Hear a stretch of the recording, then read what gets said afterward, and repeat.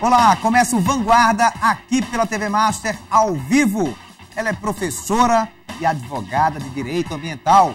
Vanguarda de hoje recebe Débora Petter. Bem-vinda, Débora. Boa noite, Serginho. É um prazer recebê-la. Eu, por estar aqui. Vamos falar sobre um assunto que eu gosto muito, que é Direito Ambiental, sobre um pouco de meio ambiente. Como é que está essa área? É um tema que interessa a todos, não é, Serginho? Porque influencia diretamente na nossa qualidade de vida. Hoje, desde que se vive em sociedade, desde que nós temos normas concretas, nós dependemos do poder público para nos regular, para nos dizer para onde vamos. E, logicamente, que todos nós queremos ir para um lugar melhor ainda, sempre melhor. Apesar de eu considerar que melhor do que a Paraíba é um pouco impossível. Pois é, você veio de onde? Pelo sotaque lá do Sul, né? Então, vim do Rio Grande do Sul, cheguei a Paraíba em 2005 para passar 2 anos. Apaixonei e não quero voltar mais. Já fazem 7 anos, então, que eu estou aqui. E, inclusive, Serginho, por trabalhar com direito ambiental, onde se trabalha com as normas que buscam uma qualidade de vida, eu lembrei da história do executivo e o pescador quando eu pensei em ir embora da Paraíba. Qual é a história? Porque o executivo diz para o pescador, por que não abres uma empresa, compras mais barcos e etc? O pescador pergunta, para quê? E ele diz, para poderes passar uma semana na praia com a tua família todos os anos. E ele diz, por que farei isto se eu já passo os 365 dias do ano com a minha família? É verdade. Então, decidi ficar na Paraíba e continuando na minha área de direito ambiental. Pois é, como é que é dividido o direito ambiental? Como é que é a atuação nesse Excelente pergunta, excelente, Sérgio, porque as pessoas muitas vezes desconhecem que quem trabalha com direito ambiental trabalha com muitas coisas, além do meio ambiente físico, além dos direitos dos animais. O meio ambiente do trabalho, o direito ambiental, ele regula questões de meio ambiente do trabalho, questões de direito cultural, questões de direito artificial, onde nós vamos trabalhar com toda a questão da construção civil, com todo o regulamento do território urbano e também, logicamente, com o meio ambiente físico natural. Não, mas então explique um por um, assim, meio ambiente do trabalho, como assim? Meio ambiente do trabalho. Nós estamos aqui confortavelmente sentados, com uma excelente iluminação, com um ambiente de trabalho que eu percebi aqui nos corredores, as pessoas sorridentes, as pessoas felizes. Isso tudo regula o meio ambiente do trabalho. Então, nós vamos trabalhar com ergonomia, com temperatura, com iluminação e com o astral no meio ambiente do trabalho. Talvez esse não seja o melhor termo, mas há exemplo de muitas ações judiciais que vêm acontecendo hoje. As pessoas vêm sendo constrangidas em seu meio ambiente do trabalho. Tivemos agora uma ação importante contra uma grande rede de lojas, onde os funcionários conseguiram uma indenização, porque aqueles que não atingiam as metas de venda eram submetidos a situações como desfilar com roupas femininas e os homens e vice-versa. Sério isso? Exatamente. Então, loucura. Então, o meio ambiente do trabalho, ele vem regular essas questões, tanto as questões físicas, materiais, quanto as questões imateriais, tão importantes no nosso meio de trabalho, onde nós passamos pelo menos 8 horas por dia. E esse natural do meio ambiente, você falou, né? Dividido natural. Exato. Já estou esquecendo. Natural, artificial, cultural e do trabalho. E do trabalho. Do trabalho nós falamos. O natural. Natural é esse mais... Natural é o que a gente acha que é mesmo direito ambiental. Exatamente. É o que a nossa mente nos remete diretamente ao direito ambiental. Não é? No meio ambiente natural, cuida do meio ambiente físico. Cuida da nossa biota, dos nossos animais, dos nossos ecossistemas e etc. Aí tem o artificial. O artificial, que vem cuidar de todo o ordenamento territorial, seja ele urbano ou rural.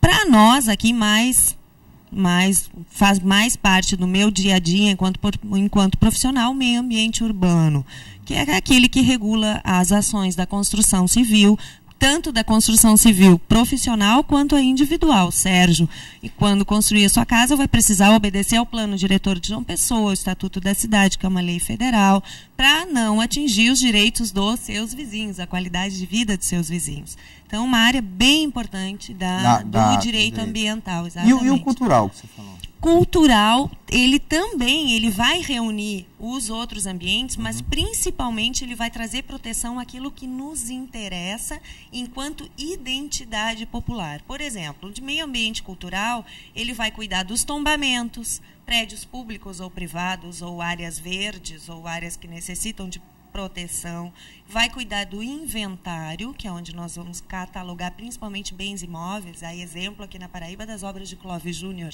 Certo. Certo, né? Enquanto todas em uma listagem, todas devidamente inventariadas. Assim como peças teatrais, um programa televisivo e etc. O meio ambiente cultural vai cuidar de tudo isso. E aí vai envolver legislação de organizações não governamentais, legislação de incentivo à cultura, como Lei Rouanet, etc. Você, como advogada, passa pelas 4 áreas, né? Frentes, como é que fica essa questão hoje do desenvolvimento sustentável, né? Aquela questão do governo quer desenvolver o país e às vezes esbarra com questões ambientais, né? Como é que fica esse conflito? Na verdade, assim, o termo desenvolvimento sustentável, ele foi conceituado desde 1983. E esse termo, ele nos diz que nós devemos proteger o meio ambiente nessas 4 frentes, né? Lembrando que o meio ambiente não... Natural, artificial, do trabalho, e cultural. Eu aprendi. Né? Logicamente, eles são um único que formam um todo, o meio ambiente, inclusive, não respeita nenhum tipo de fronteiras, nem mesmo as político-territoriais. Nós aqui temos o mesmo meio ambiente de Bahia, por exemplo, ou de Santa Rita. Mas o desenvolvimento sustentável, ele nos ordena que cuidemos hoje do que temos para garantir os mesmos direitos às futuras gerações. Então, eu tenho que cuidar do meio ambiente presente para garantir qualidade de vida para as presentes e futuras gerações. Quando diz, às vezes, a questão ambiental ela é um entrave, na verdade, a questão ambiental ela busca cuidar deste princípio do desenvolvimento sustentável. Cuidar para quê? Nós temos uma grande diferença entre os termos crescimento e desenvolvimento. Crescimento significa o crescimento da economia. Eu cresço enquanto economia, eu aumento os meus números de PIB, etc. Mas eu tenho um crescimento desenfreado. Eu tenho um crescimento que não cuida do meu meio ambiente, que pode diminuir a minha qualidade de vida, apesar de poder aumentar a minha renda. Então, o desenvolvimento sustentável, ele vem buscando isso. Ele busca no crescimento que seja de forma ordenada, para que o território cresça, mas também se desenvolva. Então, quando se pensa a questão ambiental é um entrave para o crescimento, pode ser, porque quem cuida do meio ambiente não quer crescer, quer desenvolver. Certo. Não, perfeito sua colocação. Outra coisa, essa questão do protocolo de Kyoto. Né? Protocolo de Kyoto. O Brasil, exatamente. Como é que está? O Brasil está cumprindo? O Brasil está muito bem. A questão do protocolo de Kyoto... O que é que fala o protocolo de Kyoto? O protocolo de Kyoto, na verdade, ele vem regulamentar uma lei anterior, que é a Convenção Quadro das Nações Unidas, para cuidar da mudança global do clima. Mudança global do clima, porque o que vem acontecendo hoje é porque, em razão do excesso de gases de efeito estufa na atmosfera, o planeta está aquecendo, está tendo a sua temperatura aumentada ao longo dos anos. Até que isso, segundo os cientistas, pode chegar a uma situação já sem controle, que afetaria, inclusive, a vida na Terra, inclusive a vida humana na Terra. Então, a partir disso, a Organização das Nações Unidas emitiu um documento que foi ratificado por quase 200 países, que é a Convenção Quadro das Nações Unidas sobre Mudança Global do Clima. Esse documento é uma norma programática. Sérgio é um jurista, sabe ao que eu me refiro, mas eu vou pedir licença para explicar. Lógico. Uma norma programática é aquela que me diz, como a Constituição Federal do Brasil, que ela diz que todos têm direito ao meio ambiente sadio. Ok, todos têm direito ao meio ambiente sadio, mas como eu busco por este direito? Como eu instrumentalizo este direito? Desta forma também a Convenção Quadro, ela dizia que todos os países, ela diz que todos os países assumem a obrigatoriedade de reduzir a emissão de gases de efeito estufa. Mas essa norma não foi suficiente, porque ela não tinha uma norma instrumentadora. A partir daí, então, os países, alguns deles também ratificaram, outros não, é exemplo dos Estados Unidos da América, que ratificou a Convenção Quadro, se comprometendo com a questão da mudança do clima, mas não ratificou o Protocolo de Quioto. Por quê? Porque o Protocolo de Quioto, ele veio, este sim, como uma norma instrumental, porque ele disse, os países se comprometem a reduzir a emissão de gases de efeito estufa em 5% a menos dos índices registrados em 1990. E aí, então, nós passamos a ter uma meta, passamos a ter números e passamos a ter como quantificar. Esse, então, o tema do Protocolo de Quioto. Hoje, o Brasil só se beneficia com o Protocolo de Quioto. Por quê?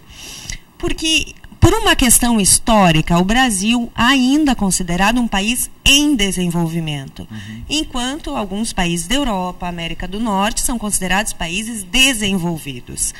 Para que esses países desenvolvidos se desenvolvessem, muito eles agrediram o meio ambiente.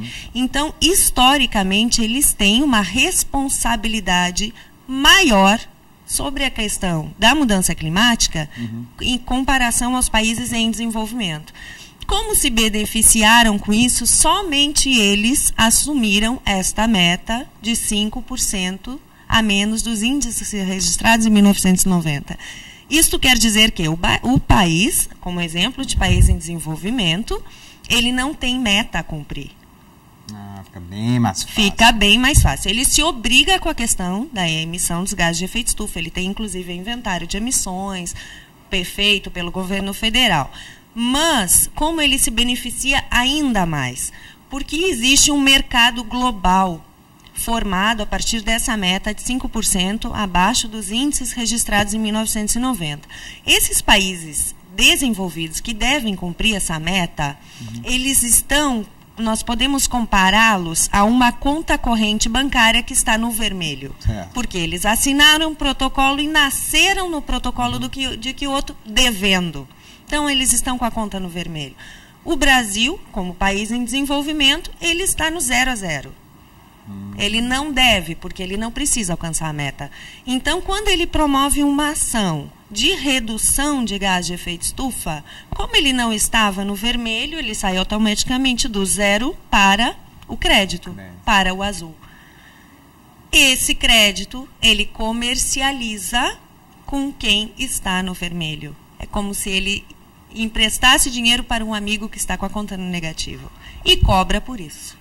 Certo. Daí o crédito de carbono. E agora vai ter o Rio Mais 20? A Rio Mais 20. A Rio Mais 20 vem agora de 20 a 22 de junho discutir, pertíssimo, discutir a questão do desenvolvimento sustentável. Né? Assim como em 1992 tivemos a Eco 92, também no Rio de Janeiro, foi um evento fabuloso, inclusive histórico, né? Citado até hoje, com excelentes resultados. Agora vai se ter, então, a Rio Mais 20, tratando da questão do desenvolvimento sustentável. Vão vir praticamente todos os países do mundo para cá. Praticamente todos os países do mundo para cá. É uma excelente oportunidade para se discutir as questões ambientais. Verdade. E a questão do Código Florestal? O Código Florestal... Foi polêmico, muita gente... ainda está sendo. Ainda está sendo. O que acontece com o Código Florestal? Nosso último código, ele data de 1965. Logicamente que de lá para cá ele já sofreu diversas reformas, mas não uma reforma legislativa geral. Hoje nós temos um projeto de lei em tramitação já há alguns anos, que bastante polêmico. Por quê? Porque nós temos dois interesses envolvidos. Um interesse dos ambientalistas que defendem a preservação ambiental e o outro interesse dos ruralistas que defendem a maior produtividade no campo. Então, aí a polêmica começa, principalmente porque os ambientalistas defendem que eu tenha mais espaço de áreas protegidas, inclusive nas margens dos